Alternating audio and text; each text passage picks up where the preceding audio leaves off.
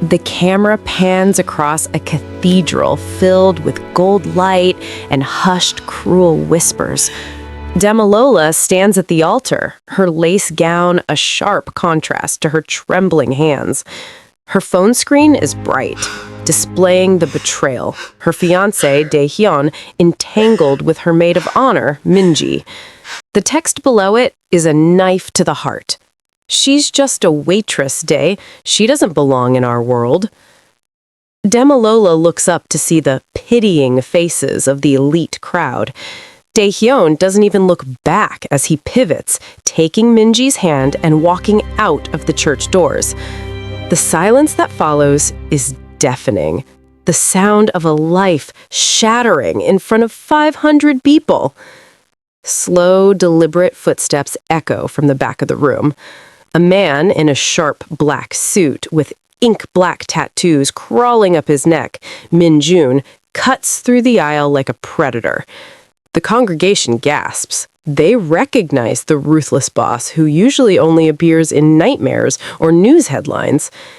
He stops directly in front of Demalola. He doesn't offer a tissue, he offers a hand covered in scars and expensive rings. His voice is low, dangerous, and carries to the very last row. If that coward wants to throw away a queen, then he just paved the way for a king. You're coming with me. Welcome to AFRO-KOREAN Mafia love thrillers, the home of dark romance, brutal betrayals, forbidden passion, and revenge that cuts deep. Here, we explore deep, emotional, and thrilling love stories between African women and Korean men. Stories filled with passion, culture clash, forbidden love, secrets, sacrifice, and destiny. From tender romance to intense drama, from heartbreak to healing, every story pulls you into a world where love crosses borders and challenges expectations. If you love stories where powerful men fall for the one woman they were never supposed to love, and vice versa, where enemies become lovers, and where every choice has a deadly consequence, then you're in the right place. Don't forget to subscribe to this thrilling channel. Like and share this video because every week we bring you heart-pounding mafia love stories that will keep you hooked till the very last word. Now sit back because this story is about to blow your mind. Now, let's get back to our story. The air in the cathedral was thick with the scent of expensive lilies and the stifling weight of 500 judgmental gazes. Demalola stood at the altar, her fingers trembling as she clutched a bouquet of white roses so tightly the stems bit into her palms. 7 minutes had passed. 7 minutes of a silence so heavy it felt like it was crushing the breath from her lungs. Every time the officiant glanced at his watch, a fresh wave of hushed, cruel whispers rippled through the pews. Suddenly, the massive digital screens flanking the altar, intended to show a montage of her and Dae-hyun's journey from a simple waitress and her regular customer to a couple, flickered to life. But there were no photos of their first date. Instead, a grainy, high-definition video began to play. The gasps from the congregation were instantaneous, sharp like breaking glass. On the screen, the groom, Dae-hyun, was not alone. He was pinned against a wall in the vestry, his hands tangled in the intricate braids of Damalola's maid of honor, Min-ji. Damalola's world cracked open as she watched the woman she called her best friend whisper into Dae-hyun's ear. The audio was hauntingly clear. "She's just a waitress, Dae-hyun. She doesn't belong in our world. You know I'm the one who truly fits by your side."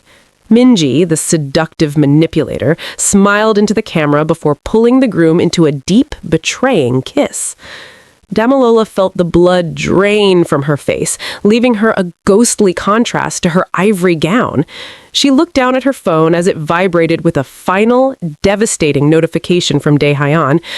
"I can't do this. I'm sorry." When she looked up, the side door of the chapel opened.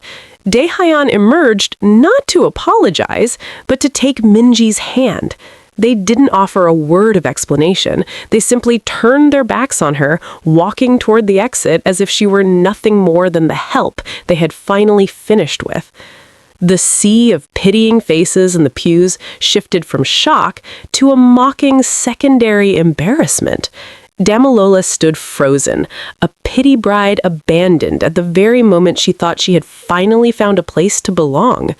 The humiliation was a physical weight, a public execution of her dignity. But just as the first laugh broke the silence of the church, the heavy thud of the main doors echoing against the stone walls signaled that the nightmare was about to take a dangerous, unexpected turn. The laughter in the cathedral died in an instant as the heavy oak doors at the back of the nave groaned on their hinges. A shadow stretched long and dark across the polished marble floor, cutting through the golden light that had previously felt like a spotlight on Damilola's shame. The slow, deliberate footsteps of a man who moved with the terrifying grace of a predator began to echo through the hollow silence. Min Jun, the man whispered to be a ruthless and opportunist mafia boss, walked down the aisle with a terrifying intensity.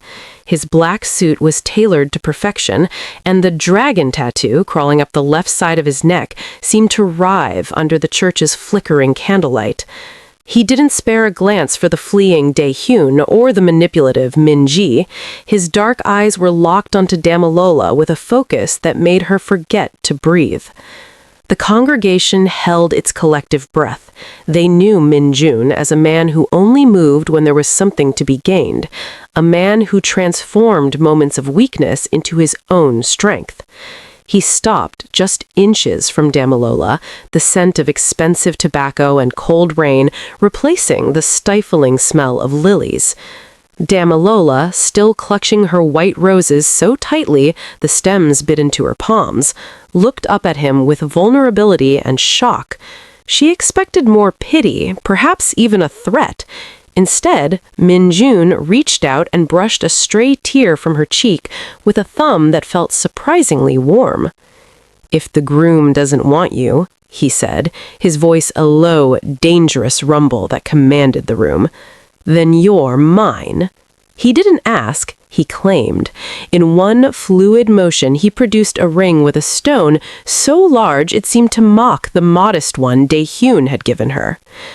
"You wanted to belong, Damilola?" Min Jun whispered, his eyes flashing with a predatory protection. "Don't settle for a kitchen in a house that hates you. Come with me, and I will give you a kingdom that fears you." Before the sea of pitying faces could react, Damilola felt a surge of something she hadn't felt in years: power. She reached out and placed her hand in his, sealing a marriage of convenience that would change the underworld forever. The transition from the sacred to the profane happened in a heartbeat. Min Jun's hand was a steady, iron anchor as he led Damilola away from the altar, her heavy ivory train sweeping over the petals of the roses she had dropped. As they reached the cathedral doors, the sea of pitying faces had transformed into a wall of stunned silence. Outside, the transition was even more jarring. Waiting at the curb was not the flowered limousine she had expected, but a line of 3 matte black armored SUVs, their engines idling with a low, predatory growl. Min Jin's men, sharp-eyed and dressed in suits that hid the bulge of holstered weapons, stood like statues by the open door of the lead vehicle. Damilola hesitated for a fraction of a second, the cold city air biting at her bare shoulders. She looked back once at the church where she had been abandoned and humiliated, realizing that the woman who had walked in that morning, the hard-working waitress who just wanted to belong, was already dead. "The lace doesn't suit you," Min Jun remarked, his dark eyes locking onto hers as he handed her into the plush leather interior of the SUV. "It's too fragile. By the time we reach the estate, you'll never wear something so easily torn again." As the door clicked shut, the sound was as final as a tomb. The convoy pulled away with rapid and cinematic speed, leaving the gossiping crowd and the ghost of Daeon far behind. Inside the vehicle, the scent of expensive tobacco and cedar filled the small space, and Damilola realized the stakes had shifted. She was no longer a victim of a cheating groom. She was now the protected asset of a ruthless and opportunist mafia king. Min-jun pulled a silk divider shut, isolating them from the driver. He reached into his side compartment and pulled out a glass of dark liquid, handing it to her. "Drink," he commanded, his low and dangerous voice vibrating through the seat. "From this moment on, Damilola, your life is no longer about serving others.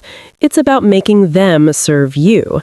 As the city lights blurred past the tinted windows, Damilola felt the first spark of the confidential queen she was destined to become. The armored convoy moved through the city like a silent shadow, the neon lights of the skyline reflecting off the black windows and jagged streaks. Inside the quiet cabin, Min-jun leaned back, his dark eyes locking on to Damilola with a gaze that felt like a physical weight. He watched her for a moment, the vulnerability and shock on her face slowly being replaced by a cold, hard clarity. "You're wondering why," Min-jun said, his voice low and dangerous, breaking the silence. He pulled a sleek tablet from the seat pocket and tapped the screen, revealing a complex web of financial documents and photographs of Dae-hyun's family holdings. "I didn't step into that church out of the goodness of my heart, Damilola. I am a ruthless opportunist, and today you became my greatest opportunity." He explained that his family's council required him to marry to claim a massive inheritance of territory and assets, but he refused to be shackled to a woman from his own world who would spy on him. "I needed someone the elite world would never suspect, someone who knows how to listen, how to observe, and how to survive. A waitress sees everything that the high society trash ignores." Damilola looked at the man who had just saved her from social ruin, realizing the stakes were much higher than a broken heart. "So, I'm just a contract to you?" she asked, her voice steadier than she expected. "You are my wife," Min-jun corrected, a predatory protection flashing in his eyes. "In exchange for your hand, I will give you the power and loyalty you've been denied your entire life. I will give you the resources to dismantle Dae-hyun and Min-ji until they are begging for the scraps you used to serve." He reached out, his scarred knuckles grazing her chin as he forced her to look at him. "But the price is absolute. You are mine now. You leave your old life in that church and you never look back. Do we have a deal?"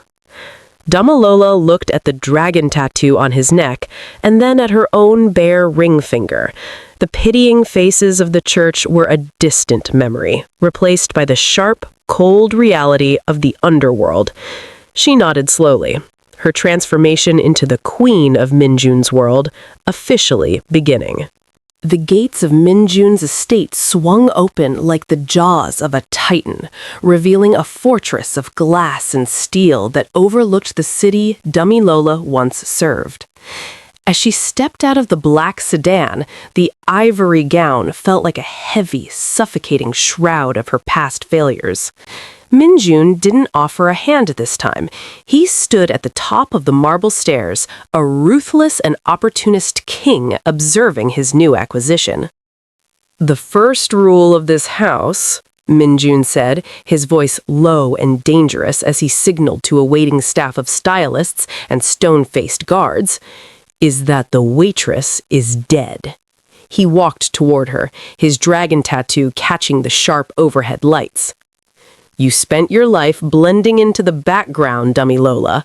In my world, if you aren't the sun, you get burned by it." He handed her over to a woman named Madame Sora, whose eyes were as sharp as the shears she carried. For the next 5 hours, Damilola underwent a total transformation.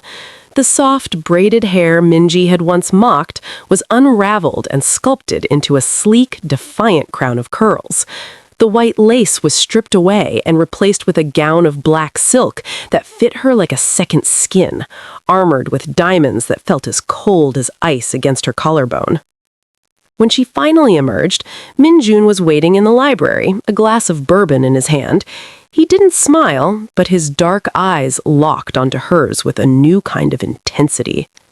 He placed a heavy, gold-embossed folder on the table between them, a dossier on every member of the elite circle that had laughed at her. "Your second lesson," he stated, his scarred knuckles tapping the folder, "is leverage. A waitress knows who tips well and who hides their debts. You are going to use every secret you overheard at those tables to bring Dae-hyun to his knees." Dummy Lola looked at her reflection in the darkened window. The vulnerability and shock were gone, replaced by a confident queen who finally understood the stakes. She wasn't just finding a place to belong anymore. She was learning how to own the room. "I'm ready," her voice no longer trembling. The heavy iron gates of the estate had barely cooled from Damilala's arrival when the security monitors in the library began to flicker with the image of a frantic silver sedan. Dae-hyun and Minji were at the perimeter, their faces contorted with a mix of cowardice and desperate curiosity.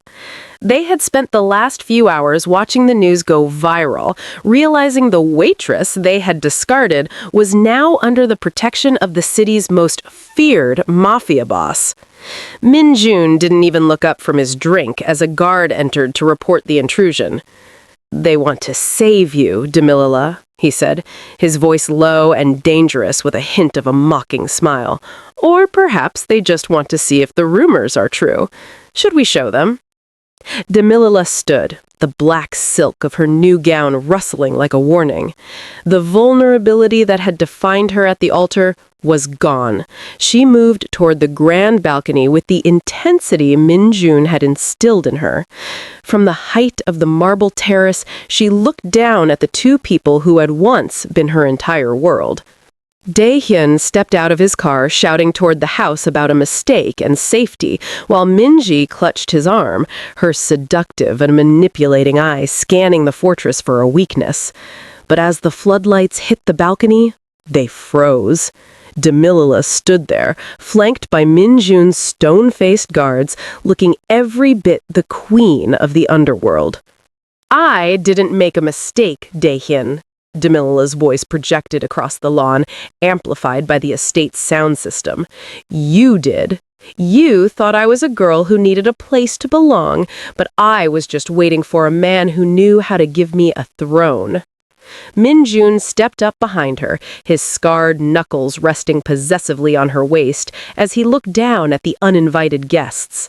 He didn't say a word, but the dragon tattoo on his neck and the silent presence of his armed detail were enough. With a single gesture, the guards moved forward, and the cheating groom scrambled back into his car, realizing his former fiancé was now completely untouchable. The adrenaline from the confrontation at the gate began to fade, leaving a heavy, charged silence in the library. Damilola turned away from the balcony, her eyes meeting Min-jun's as he remained standing by the mahogany desk. The ruthless and opportunist boss didn't praise her for the performance. Instead, he studied her with an intensity that felt as if he were reevaluating her worth. "You handled them well," he said, his voice low and dangerous as he moved toward a shelf lined with ancient leather volumes. He pulled a hidden lever, and a portion of the wall slid back to reveal a high-tech security hub filled with monitors and intelligence files. "Do you know why I truly chose a waitress over a debutante, Damilola?" He leaned over the console, the dragon tattoo on his neck stark against his white collar. "Because a waitress knows that the most important information is shared in the kitchen when the guests think no one is listening. You have spent years mastering the art of being invisible while being essential." Damilola realized then that his ruthless nature wasn't just about violence, it was about a secret respect for the grit it took to survive in the service industry. He viewed her past not as a flaw or weakness, but her greatest weapon in their marriage of convenience. "I don't need a trophy," Minjun whispered, his scarred knuckles grazing the edge of the screen as he looked at her. "I need a partner who can see the cracks in an enemy's armor before they even realize they're wearing it. That is the rule of this house. We use what others discard." As they stood in the blue light of the monitors, Dummy Lola felt a different kind of belonging. It wasn't the soft, fragile love she had wanted with Dae-hyun, but a powerful partnership built on mutual utility and hidden depths.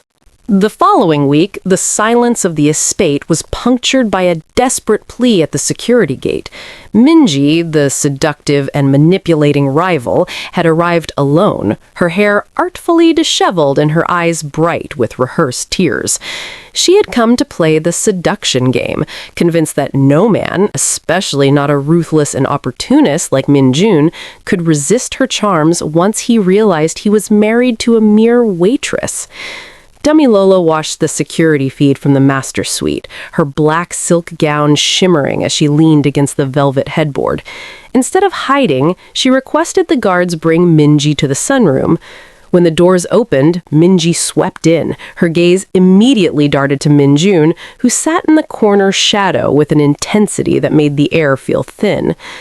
"Minjun, please," Minji purred, ignoring Dummy Lola entirely as she moved toward the boss with a practiced sway.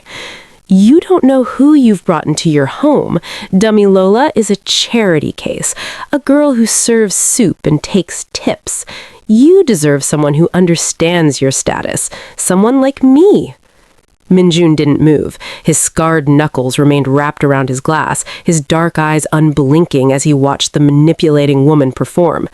The silence stretched until Minji's smile began to falter. "Is that all?" Dummy Lola's voice cut through the room, no longer trembling but sharp and cold. She stepped out from the shadows, her new confident queen persona radiating a power and loyalty that Minji couldn't comprehend. "You're still using the same script, Minji, but I'm not the audience anymore. I'm the owner of the theater." Minji turned, her face twisting with cowardice. When she realized Minjun wasn't looking at her, he was looking at Dummy Lola with a predatory protection that confirmed her status was absolute. "Get out," Minjun finally spoke, his voice low and dangerous. "My wife is right. You're a boring actress, and I only invest in assets that grow. Dummy Lola has already outclassed you." As the guards escorted a sobbing Minji out, the seduction game ended in a total rout. Dummy Lola had successfully overcome her flaw of being too trusting, proving she was now the protected asset of the underworld. The opportunity for revenge arrived not with a weapon, but with a spreadsheet. While Minjun managed the ruthless physical assets of the organization, Damilola spent her nights in the library, mining her memory of the years she had spent as a waitress at the city's most exclusive country club. She remembered every late-night conversation she had overheard while refilling wine glasses and every cheating business deal whispered over appetizers. Damilola focused her intensity on Dae-yoon's family business, a prestigious import firm that relied on a clean reputation. "He thinks he's untouchable because of his name," Damilola told Minjun, her voice no longer trembling as she pointed to a specific offshore account on the monitor. "But I remember the nights he sat at table 4 with the customs officials. They weren't just talking about shipping, they were talking about tax evasion and bribery." Using Minjun's power and loyalty resources, she cross-referenced her memories with real-time financial data. She discovered that the manipulating Minji had been helping Dae-yoon funnel money into a private account to fund their new life, money that actually belonged to his father's business partners. It was a financial scandal that would not only bankrupt Dae-yoon, but could land him in prison. Minjun watched her work, his scarred knuckles tapping rhythmically against the desk in a sign of genuine appreciation for her work ethic. "You're not just a partner, Demilola," he murmured, his dark eyes locking onto hers with a look that was less about opportunity and more about true respect. "You're a weapon I didn't even know I needed." By dawn, the debt was paid. With a single click, Damilola leaked the evidence to the regulatory boards and the press. The waitress had finally turned the tables, ensuring that by the time the sun rose, the people who had viewed her as unworthy at the altar would have nothing left but their shame.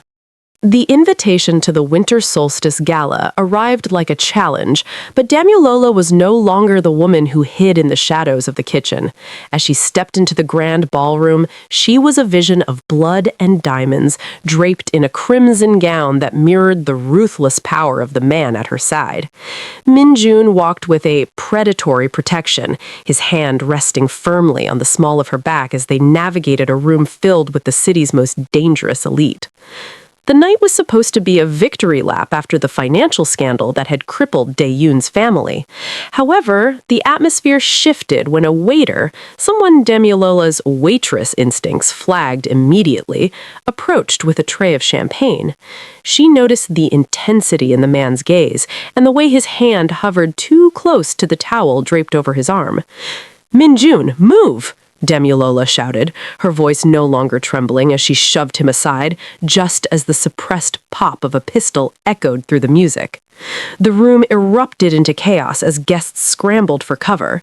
Min-jun's stone-faced guards were instantly in motion, but Damilola was faster. She used her knowledge of the ballroom's layout, the same service corridors she had navigated a year ago, to corner the shooter behind a heavy velvet curtain before he could fire a second shot. Min-jun was at her side a second later, his scarred knuckles white as he pinned the assassin to the wall. He didn't look at the threat. He looked at Damilola, his dark eyes locking onto hers with a mixture of shock and profound loyalty. "You saved my life," he murmured, the dragon tattoo on his neck pulsing with the adrenaline of the moment. "I told you," Damilola replied, smoothing her silk gown as if the assassination attempt had been nothing more than a spilled drink. "In this house, we don't just survive, we win." The stakes had changed again. She was no longer just a contract or an opportunity.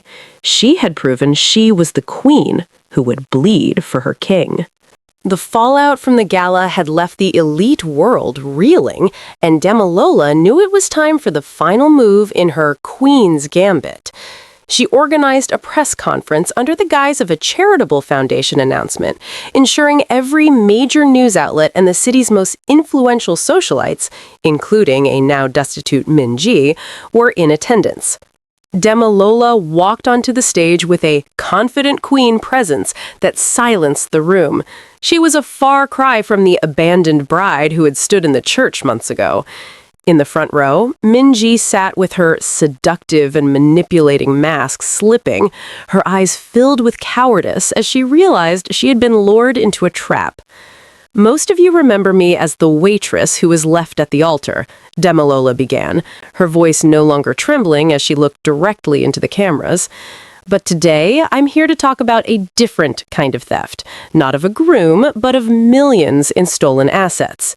With a calm intensity, Demilola projected the financial evidence she had uncovered, proof that Min-ji had not only seduced Dae-hyun, but had systematically embezzled funds from his family's partners. Min-ji didn't just want a husband, she wanted a bank account she didn't earn, Demilola skated, her dark eyes locking onto her former friend. The room erupted as reporters swarmed the manipulating woman. Min-ji tried to shout a defense, calling Demilola a mere waitress one last time, but the insult fell flat against the power and loyalty Demilola now commanded. Min-jun stood in the wings, his scarred knuckles resting on the hilt of a cane, a ruthless smirk touching his lips as he watched his wife dismantle their enemies with nothing but the truth. He didn't need to step forward. Demilola had already won the game on her own terms. By exposing Min-ji as a thief in front of the world, Demilola had finally ensured that the pity was gone, replaced by a permanent, chilling respect. The cathedral doors remained closed this time, the city's chaos locked away on the other side of the stone walls. Damilola stood in the center of the quiet sanctuary, but she wasn't wearing white lace or black silk. She wore a simple, elegant gown that felt like her own skin, no longer a costume for a waitress or a pity bride. Minjun stood before her, the intensity in his dark eyes softened by a look of genuine belonging. He didn't have a crowd of 500 pitying faces watching them, and there was no seductive rival waiting in the wings to sabotage the moment. It was just the two of them, the ruthless king and the confident queen he had helped create. "When I stepped out of the pews that day, I told you that you were mine," Minjun said, his voice low and dangerous, but filled with a new, rare warmth. He took her hand, his scarred knuckles brushing against the massive diamond he had placed there months ago. "But I was wrong. I don't own you, Damilola.